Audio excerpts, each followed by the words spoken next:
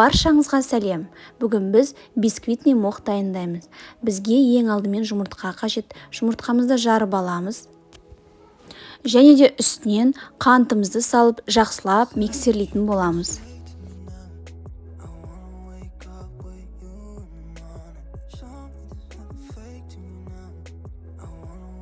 10-15 минуттай миксерлеп, осындай қалыпқа келуі қажет.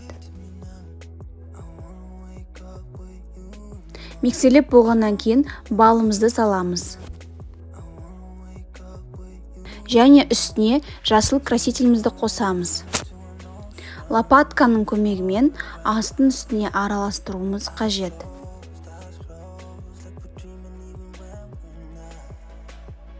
Онымызға алдын ала разрыхителімізді қосып қойған болатынбыз.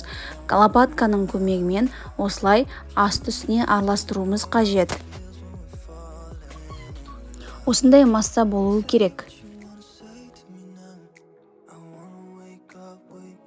Дайын болған тестамызды кальцоның ең төменгі диаметріне қойып, немесе осындай капкейктердің ыдыстарына салып пісірсеңіздер болады.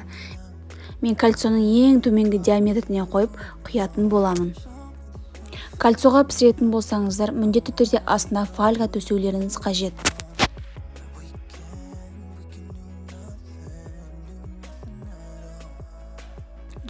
градуста 20-25 минут пісіп шықты. Пештен алмас бұрын шпажканың көмегімен бисквитіміздің піскен немесе піспегенін тексеріп алуымыз қажет. Кальцомыздан бисквитімізді ажыратамыз. Кальцомыздан ажыратқаннан кейін бетіндегі қабатты қолымыздың көмегімен алуымыз қажет, себебі өте нәзік бисквит болғандықтан пышақпен мүлде алынбайды. Бисквитіміздің ортасы осындай воздушный болып шықты. Кез келген торттың декорына қолдансаңыздар болады. Өте нәзік, өте жұмсақ бисквитный мохымыз дайын.